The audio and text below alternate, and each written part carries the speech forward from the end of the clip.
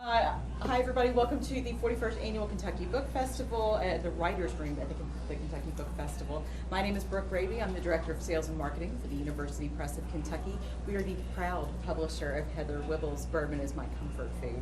So I'm very excited to be here to introduce her to you.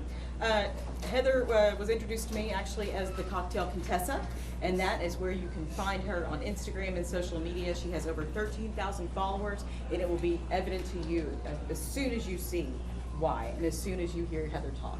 But it'd be more evident if I could give them cocktails. Listen, man, I don't make the law. I know. You all, we run into this problem all the time. All the time. That's the problem with doing publishing in the bourbon and spirits sphere. I know, you really are kind of limited on where you can really do your craft. But she is going to show you how to make two really fantastic cocktails today from her book, Bourbon is My Comfort Food. It's the only book I've ever seen with a popsicle on the cover immersed in a glass of bourbon. So I hope you'll pick up a copy. It makes a great gift. And without further ado, I'm going to turn it over to Heather. Thank you. I am going to use the mic. I've been talking to people all day, so my voice is a little bit rough. So you all don't need it probably, but I feel like I need it. If you all need another chocolate provision, I'm going to put these over here on the chair so you can grab some.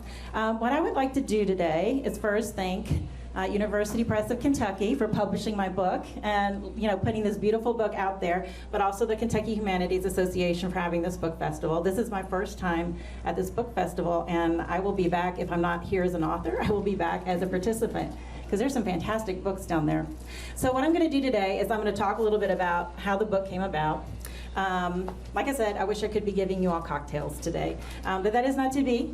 And I'll talk a little bit about the two cocktails I'm going to demonstrate. I picked two cocktails from the book that are easy to make at home, but ones that look a little bit fancy. So these are ones that you can make at home on your own. Both of them are also very easy to batch. In my book, I also cover a batch cocktail method that is extremely easy. You can find it online at my blog, cocktailcontessa.com. And so if you guys want these as a batch, just let me know. I can give you the recipe super quick.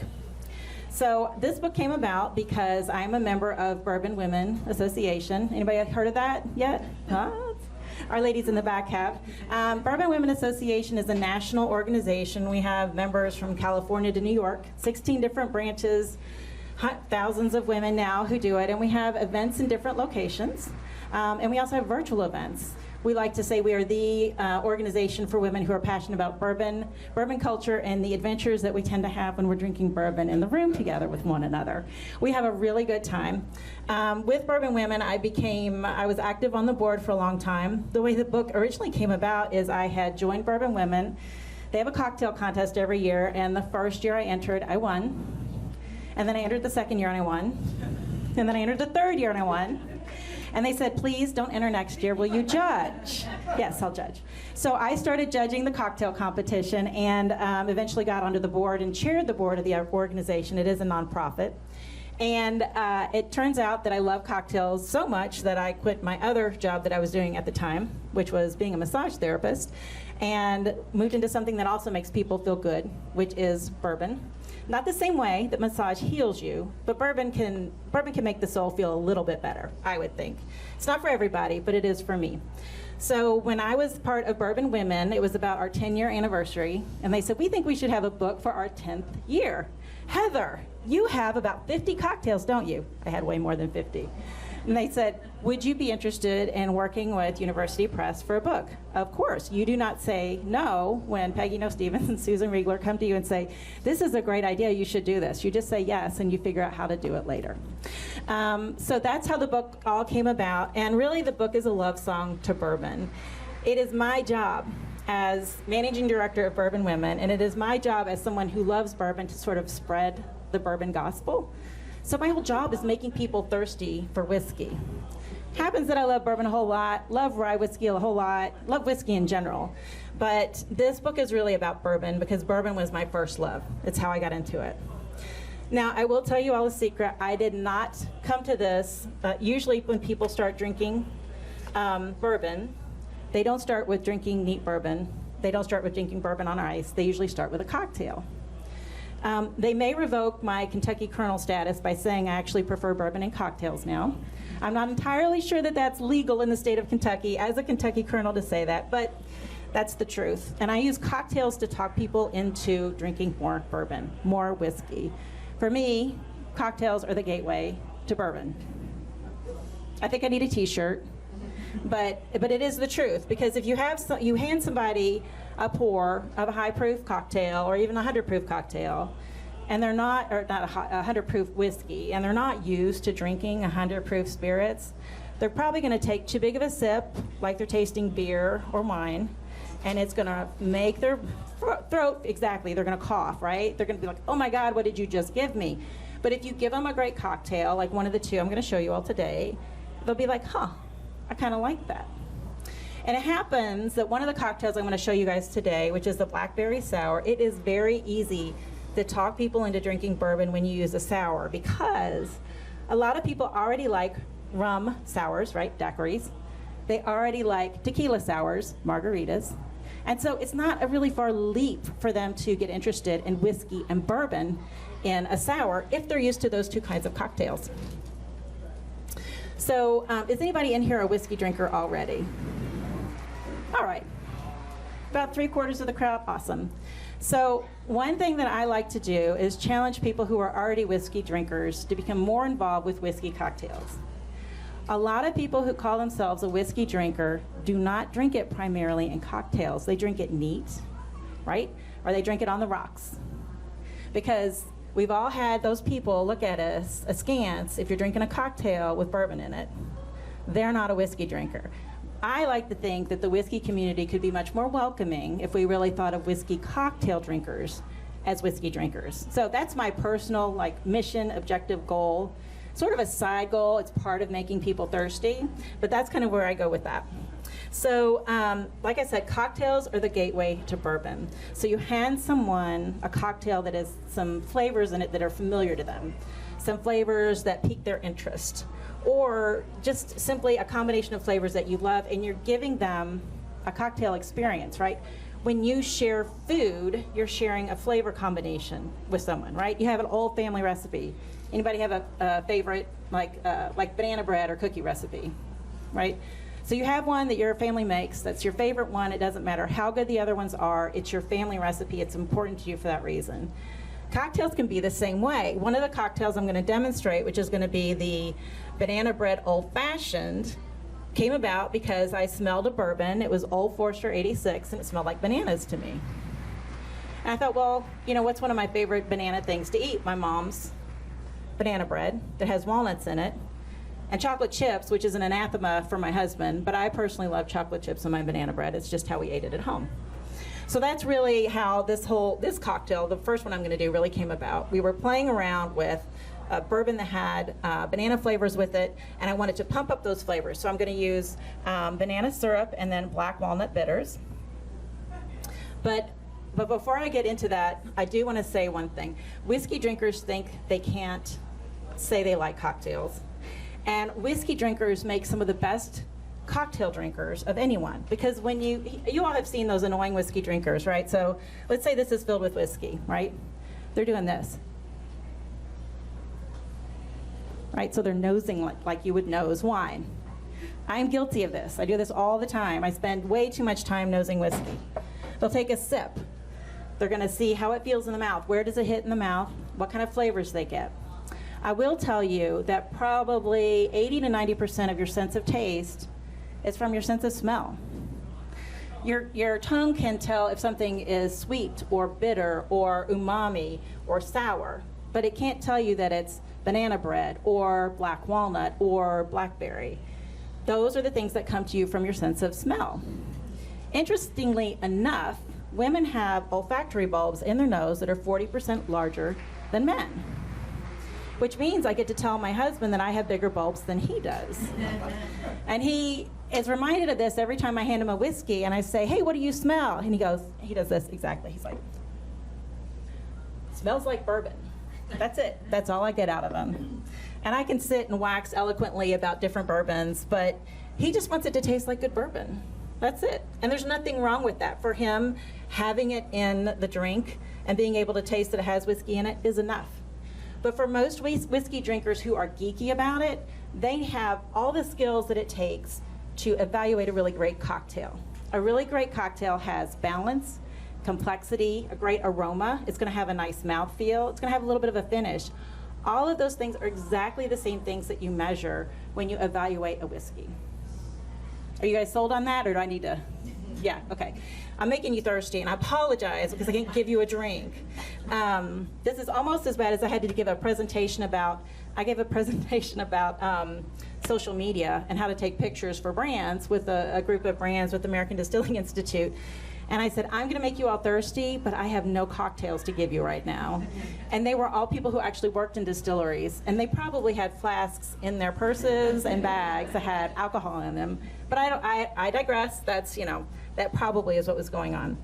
But anyway, cocktails for me are the gateway to bourbon. And cocktails are the way that whiskey drinkers can really think about pulling out specific flavors in a bourbon. Like this first one, I'll go ahead and make it, is going to be a banana old fashioned. And let me go ahead and start it. I'm going to put this down because I've got to do hand stuff. Can you guys hear me okay? All right, fantastic. So for this cocktail, it's going to be an old fashioned. Old fashions were traditionally breakfast cocktails because at the time, your whiskey was medicinal, right? So you get a prescription for whiskey, especially during Prohibition, because you couldn't sell your whiskey. And you would also, let me get this going. And you would add bitters to it. Bitters were also medicinal. We didn't have pharmacies. We had a pharmacist, and it was more like using botanical tinctures or bitters as your medicine. So I'm going to add a half ounce of this banana syrup. Which is fruit. See, it's the sugar. So an old-fashioned was written down in the 1860s. Jerry Thomas wrote it down. Really early 1800s, it was probably in a newspaper as they would call it just a cocktail. And eventually became the whiskey cocktail because it was spirit, sugar, and bitters. And it became the whiskey cocktail. And then everybody started adding all kinds of different items to it, like orange curacao, absinthe, all kinds of different flavors. And it got kind of crazy, and the stalwarts were like, I just want a straight up old-fashioned whiskey cocktail. So it became the old-fashioned. So that's where the name old-fashioned came from. I'm going to add 2 ounces of bourbon. I prefer to use bottled in bond for this. This is going to be Old Bardstown. This has some fruit and dried fruit notes and some nut notes in it when I nose it. And if you guys want to, I'll let you all smell it, but you can't sip it, okay? There you go. And then I'm going to add a couple dashes of the black walnut bitters, which give it that nutty taste. And then, did anybody else want to smell this? We kind of passed it around earlier. Anybody want to smell this one? Here. Just take a couple of drops to get enough of that. Oh, yeah. Bitters. Well, so bitters are concentrated botanicals. In this case, the Fee Brothers bitters are not in a alcohol base. They're actually in a glycerin base, so they are alcohol free, unlike other bitters which are generally in an alcohol base. So this cocktail is 3 ingredients. It's banana syrup, bourbon, and black walnut bitters. And yes. You drink what? Tonic and bitter. I use names for the bitter. What is the difference between now that's got 47% alcohol. And that does not have alcohol in it at all. Really? The Fee Brothers bitters are glycerin based, so they're much sweeter. They still are very bitter. You can still, if you want to put a drop on the back of your hand and taste it, that's fine. It'll be a little bit sweet, but largely bitter. Thank you. And that's really, that's what a bitter is supposed to do. A bitter adds balance. Bourbon is already kind of sweet. We're adding some sugar, and we want the bitters to make it a little bit more even. If I just added the banana syrup, it's going to be too sweet. I would think that bitters and bourbon don't mix well. They mix wonderfully. Let me tell you why. So this particular bourbon has nut notes in it to me. Right. So not really walnut, but like maybe toasted pecan a little bit, maybe a little bit of walnut, but not toasted walnut. And what I will do, and this is, I was gonna give you my top 5 tips for bartending at home, right? So this is how I match a bourbon to my ingredients. I smell both of them at the same time. If 2 things smell good together, probably 80% chance they're gonna taste good together. As a result, I walk around my house a lot of the time like this. And I'm picking up just a list of bottles, one right after the other, and smelling them together. I tend to smell bourbon with my mouth open. It gives me a little bit more airflow through the nose. But that is really how I make sure things are gonna taste good together. I smell them together. So I stirred that for about 30 seconds. Any other questions? Does that answer your question? You did. Okay. And then I'm just gonna strain this over the rocks. And this one I love. It's super easy to garnish. I just use a cinnamon stick. If I'm feeling really fancy, I'll torch the end of the cinnamon stick so it's a little bit smoky. But in this case, I'm just gonna put it in there, and I'll taste it. Did you put the bitters in? Mhm. Let me show you. When you do bitters, that's a really good question. When you do bitters, people are like, is that a bitter? You know, is that a dash? A dash is that. So a dash is completely upside down like that. Some bitters come in a dropper, and if they come in a dropper, about 8 to 10 drops is 1 dash. So that's sort of the conversion that you can do. So the reason bourbon works so well in cocktails, and the reason bitters work with bourbon, there are a lot of different flavors in a great bourbon. It's not just oak. It's probably oak and leather and a little bit of corn. It might have some maple in it. It might have caramel. It might have toffee. It might have all of those things in it, but those might hide a little bit for you.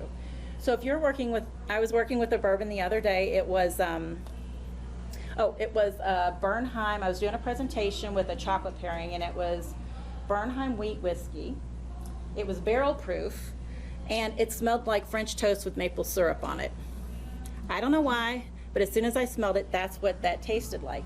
But I didn't get a lot of that syrup taste come forward. So if I used that, I could smell it, but I couldn't taste it. So when I made a cocktail with it, I added maple syrup.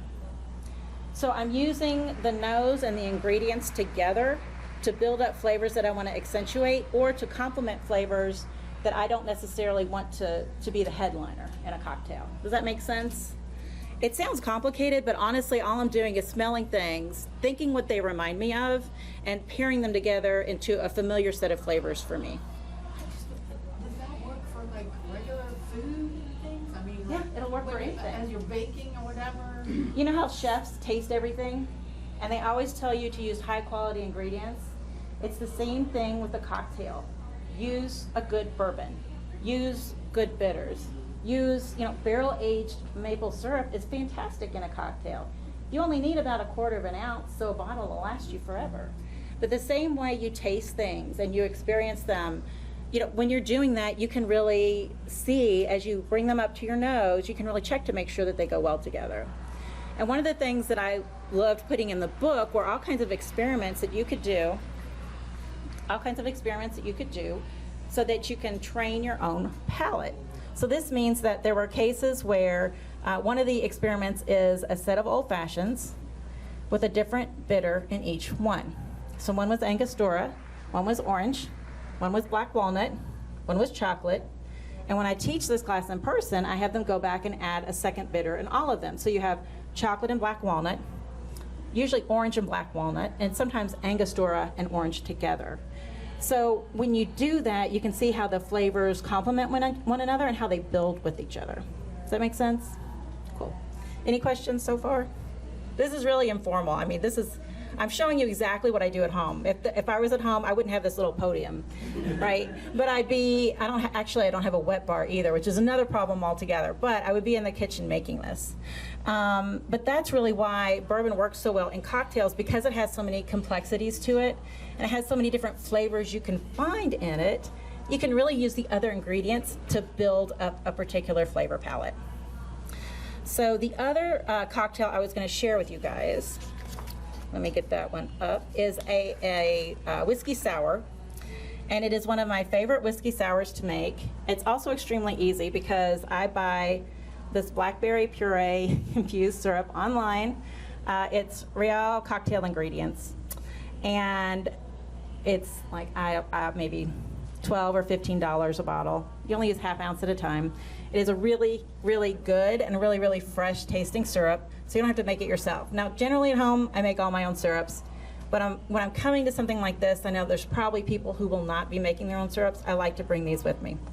So for the second one, what I'm gonna do is make a whiskey sour. Now, does anybody know the history of the whiskey sour? Okay, this is great. So the whiskey sour, sorry, I totally geek out about all this stuff. The whiskey sour has naval origins, right?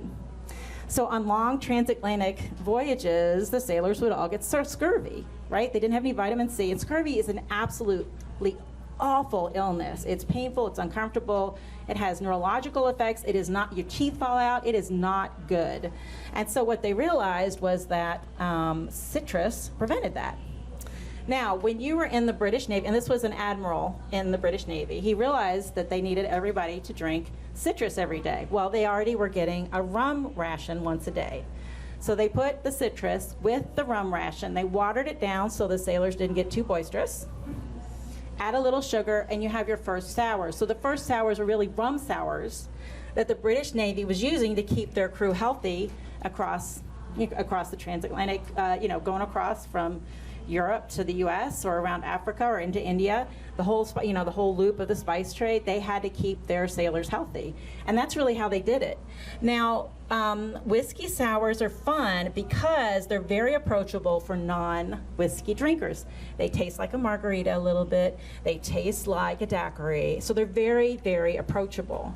Now, whiskey sours in this case, I didn't want to bring egg whites because it was going to sit in a cooler all day, and I wanted to be safe. So, is anybody familiar with aquafaba as a cocktail ingredient? Okay, so I drained off some aquafaba, which is the liquid from chickpeas, right? It has the same properties of egg white. So, and I'm going to show you all kind of a fun cheat so that we can actually get a nice head of foam on this. Now, usually when you have an egg white sour, and the reason you would add egg white changes the mouthfeel. So egg white has proteins in it. You build it up and you whip it up, and it looks almost like a meringue on top of the cocktail. And egg whites and aquafaba do two things. They soften the sharp edges of the flavor, and I realize I'm talking about visual things with flavor, but I think that's probably something you guys can kind of translate in your head. It softens the roughness, and it softens the citrus, like a citrus harshness, and it'll make the bitters a little bit more round. It sort of ties everything together.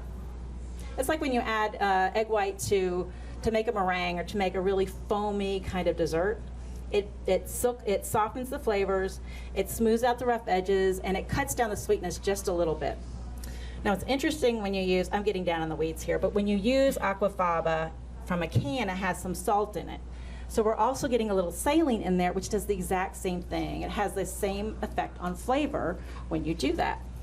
So what I'm gonna do for this is I use a cheat. Generally with whiskey sour like this, you would put everything in the shaker and shake it without ice for about 30 seconds to a minute. You would add ice and shake it for another 30 seconds, and then you would pour it and hope that you had a nice head of foam on there. I am actually gonna use a latte whisk, which is, you use it to make a lot of foam when you make a coffee at home, like a latte. I'm going to use this to bump up all of the, get air into the egg whites or the aquafaba, make it silky. And then I'm going to add ice, and then we're going to go from there. You guys ready? All right, I'm going to put this down. Any questions before I do that? Yes? You're talking about sour. What is a sour? A sour is any cocktail that has a sour element, a sugar element, and a spirit.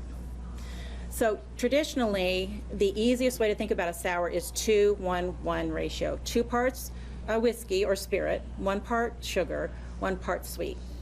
I like to have a little bit more focus on the whiskey when I do this.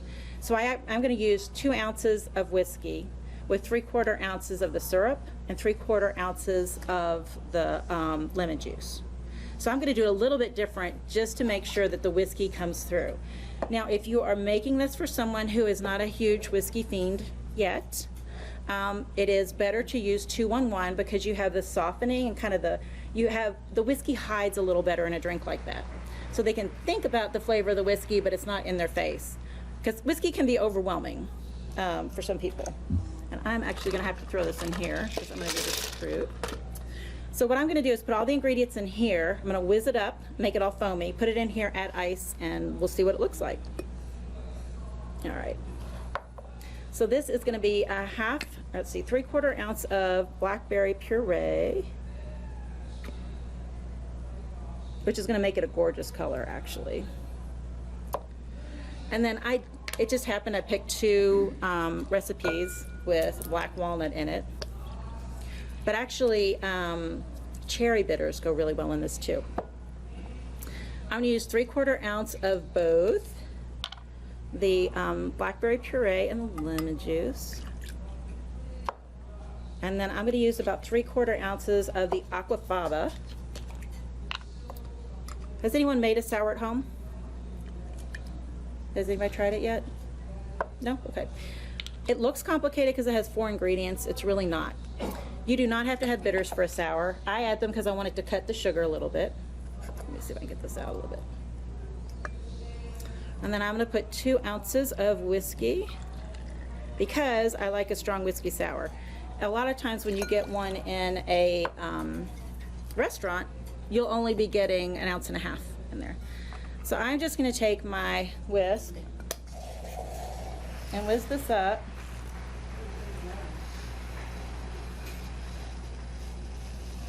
And I usually do like 15 or 20 seconds, not super long. The top of it's getting a little bit, little foamy.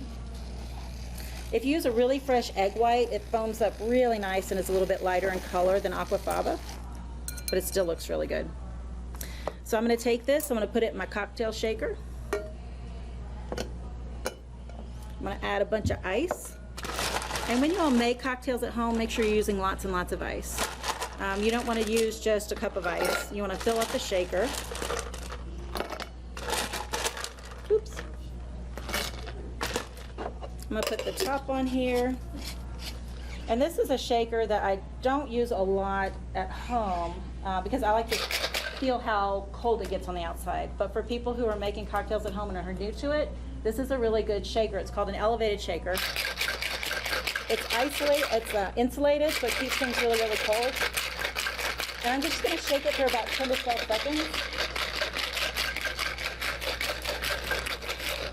And then I'm going to pour it out. I'm going to see how we did with the foam on top.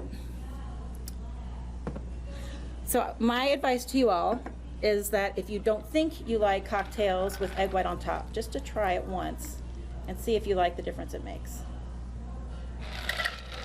So this is going to be just a general sour. I've got more in there, don't have room for. I feel terrible I can't give this to you all to actually drink because it's driving me crazy. I got a whiff of it. Can you smell it? Okay. I usually just put a little lemon wheel in there to make it all pretty. So, I mean, what'd you say? What'd you say? I didn't hear you. Oh, she said she could smell it. I said, it's because you got 40s%. Exactly. That's right. Exactly. Exactly. Yeah, so making these kind of cocktails at home is very easy. I feel like these are approachable cocktails in terms of the number of cocktail ingredients. And, you know, shaking is kind of easier for people to understand than stirring because they think stirring has to be really complicated. It's not. The reason you want to use ice in a cocktail is for 2 reasons. You want to mix it all together and chill it and dilute it. Before I knew anything about cocktails, my husband and I fell in love with, what's it called, a chocolate martini. And we didn't understand why you had to put the chocolate martini into a shaker and shake it and drink it. So we just made it straight up. We didn't add any water, no ice, anything. We just chilled it in the refrigerator and drank it straight. As a result, he slept through almost one entire Thanksgiving with my family. Okay? So we no longer do that. We always add ice. We stir things up. And we dilute. And the reason you want to do that is because spirits themselves, without water added for a cocktail, they can compete a lot. There's a lot of proof in them. They don't really marry well. But if you add the ice, which chills it a little bit, it also dilutes a little bit, and that water makes it sweeter. Water adds a little bit more sweetness to things. It also prevents it from blowing the top of your head off if you use a bunch of really high alcohol ingredients. So that's sort of my basics of, if you're going to do this at home, those are sort of the things to think of. There are a couple tips that I was going to give you all today. Are we doing good on time? We good? Okay. I call these my 5 tips for mixology at home, okay? The first one is to trust your palate. In whiskey, just like in cocktails, your palate is your own. Don't let anyone else tell you what your favorite combination of flavors is. Don't let anyone else tell you that what you made that you think is wonderful is bad. It just means it doesn't taste great to them. Your cocktail is your own. Your cocktail. Your palate is your own. It is also your cocktail. But your palate is your own, so don't let anyone tell you any way otherwise. I would also say that, like I showed you all, use your nose. I am literally walking around the house with bitters, with syrups, with liqueurs, with bourbons and whiskeys, smelling things together. Really, 75, 80% of the time, if 2 things smell really good together, they're gonna taste good together. Now, the only time where that doesn't always work is that the mouthfeel is a little bit competitive between the 2 things. Sometimes one ingredient will be too thin, and so it'll just taste a little bit watery in the mouth. Sometimes it might be too thick. I mean, it is possible to use too much aquafaba or egg white in something. So trust your palate and use your nose. So those are the 2 main keys that I have to give anyone who's going to do this at home. The other thing to do is use your recipe as a set of guidelines, not rules. My mom, I love her to death, but she always makes the first recipe exactly like the recipe says. She'll even taste it and think that doesn't taste right, and she won't fix it. It has been years, and I cannot get her to change this. So what I would tell you is what I tell her every time I see her make something. Taste it while you're making it and adjust it. And for the love of God, write down what you did. Okay? Here's why. You'll remember the first cocktail that you made. But if you're making subsequent cocktails and you're tweaking little things in each one, you may make the absolute best cocktail of your entire life. If you don't write it down, after 2 cocktails, you're never going to remember it, okay? And your family will tease you for the rest of your life about that fabulous cocktail that you made at Aunt Joanne's birthday for everyone that they love that you can never create again because you didn't write it down. This is the voice of experience, isn't it? It is. It wasn't Aunt Joanne, it was Aunt Joyce, but yes. So write down your recipes, even if it's just a little note that says how many ounces of this or how many dashes of this. Write it down. I usually use the back of an envelope. If the recipe doesn't work, I can throw the envelope away. If it's great, I put it in my phone and remember it. Now, the other thing that I would advise you all as you start playing with cocktails is an easy way to make your cocktails a little bit different and to make your own spin on them is to use infusions and syrups.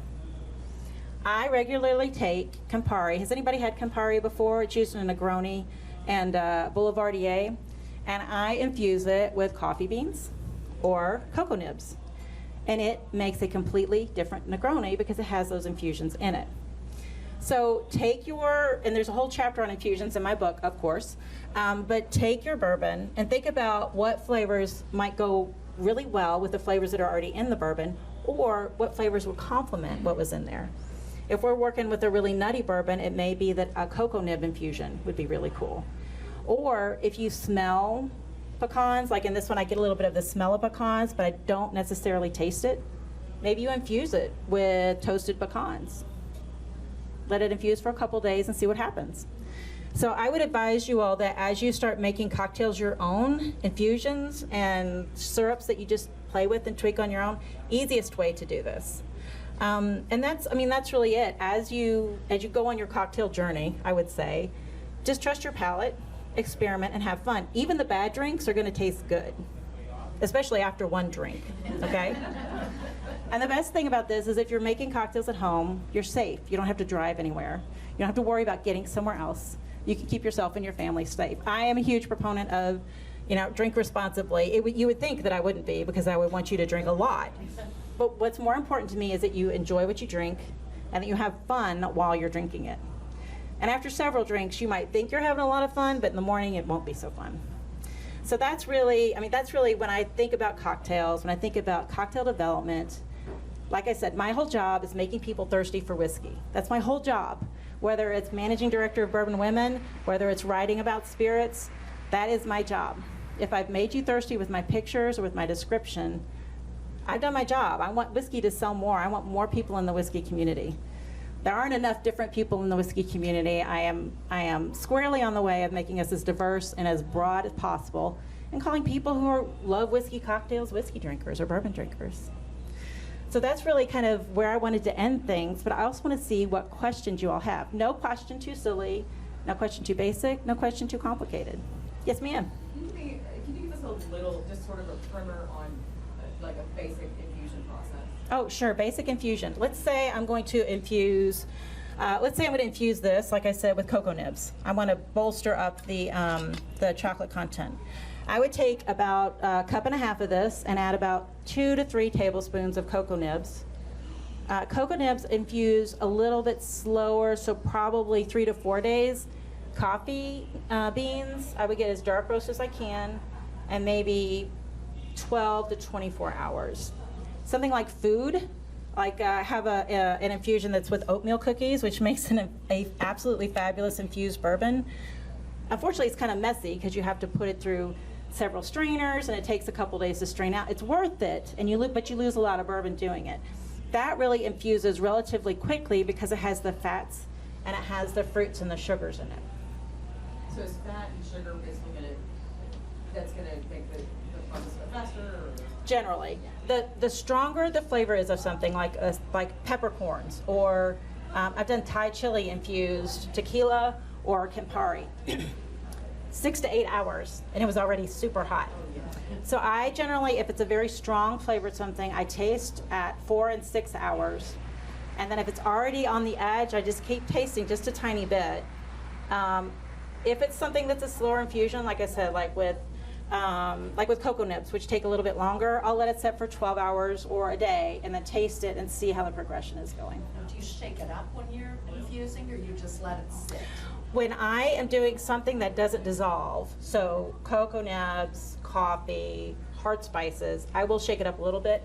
You do want to keep it in a cool, dark place, though. You don't want to sit it in the sun. If I'm doing something like a pastry, I did do you all know what panettone is? Okay, I did one of those infusions, and it makes this completely revolting looking liquid, right? It looks terrible. But once you infuse it, you get all those fats and solids out, and it looks a little bit cloudy, but it looks really nice in a cocktail, and it tastes fantastic because you have the dried fruit and a little bit of sugar in there, and the candied orange really comes through. And what I would caution you all is that if you use an infusion of something with a lot of different flavors, different things infuse at different rates. So if you were going to infuse it with something like a mulled spice bag, the cinnamon is going to infuse faster than a star anise. The clove infuses super fast. So clove can really overpower something really quickly. So things like that. You had a question? Yeah. Do bourbons have a particular note, or is it more on the side of the person smelling? Different people smell different things. So there's generally an agreement on broad strokes, right? So in general, bourbon usually has caramel notes. Older bourbons, a little bit of oakiness. Sometimes leather if it's more on the savory side. Sometimes more vanilla and toffee if it's on the sweeter side. So there are common terms that are used as descriptors for bourbons. When you get two people in the same room, they will not use the exact same term. Now, if you and I are tasting something and you say, I taste spiced cherry, and I had before, the way aroma works as a sense memory, when somebody jogs your memory about it, it's almost like a light bulb goes off in your head and you can look for it. Again, I'm using visual terms, but you can look for it as a scent in your actual bourbon. Those are, what other questions you guys have? Y'all are too easy. Yes?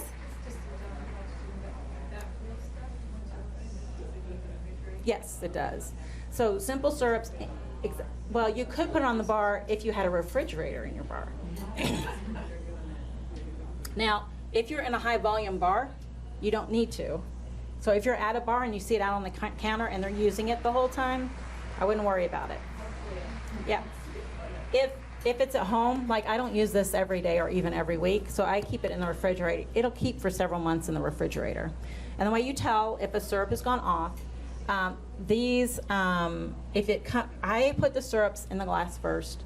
So if the syrup comes out and it's discolored at all, or if I smell it and it smells moldy, I'll toss it. I've never really had a problem with the Real cocktail ingredients doing that. But homemade syrups that I make myself, when they don't have a huge sugar content, we'll go off probably in like 4 to 6 weeks sometimes, depending on how you made the syrup.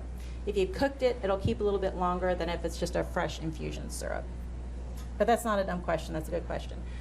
Also on that note, keep your vermouth in the fridge. Whether it's sweet vermouth, whether it's dry vermouth, it goes in the fridge. And if you don't trust me, keep the one out that you have that hasn't been in the fridge. And try one that you get that's fresh. I'd see what the difference is. It's not going to go bad in a way that makes you sick. It's going to go off in a way that doesn't taste as good or as vibrant as that newly opened bottle. What other questions?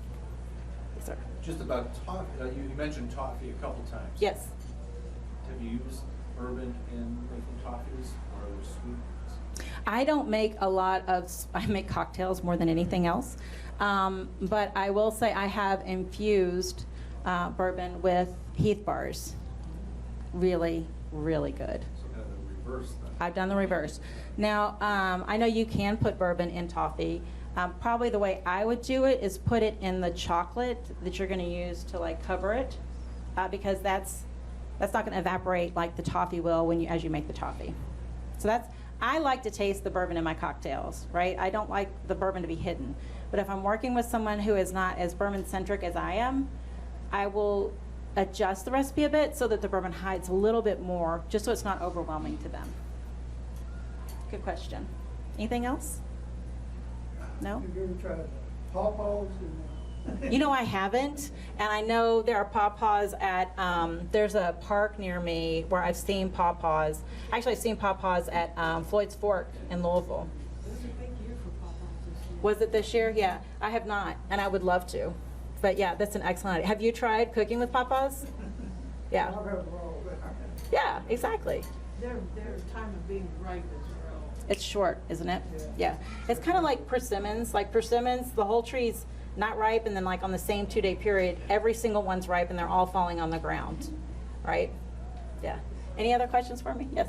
Is your book here somewhere? Yes, I am downstairs, booth 58, Okay. in the nonfiction section where all the Kentucky stuff is. So come down and see me. I'll be down there signing books for a little bit longer. Thank you guys so much today. If you have any other questions, come on up. I appreciate it.